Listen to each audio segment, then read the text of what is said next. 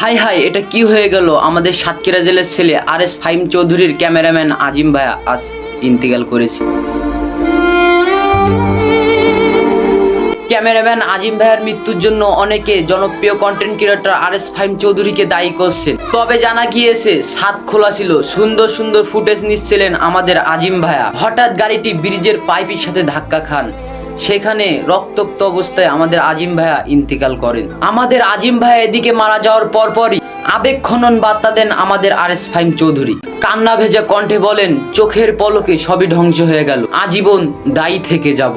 ফাহিম চৌধুরীর সেই পোস্টের নিচে সাইমুদ্দিন নামে এক সাংবাদিক মন্তব্য করেন, একটু লজ্জিত হন, আপনি সকাল থেকে পলাতক ছিলেন, আমরা 15 থেকে 20টা সাংবাদিক ছিলাম, থানার হাসপাতালে মর্গে কোথাও আপনার পাওয়া যায় নাই।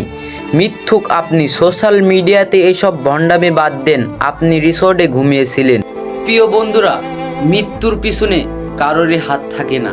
জন্ম মৃত্যু এগুলো আল্লাহর হাতে, কার কিভাবে কোথায় মৃত্যু হবে এগুলো আল্লাহ তাআলাই ভালো জানেন।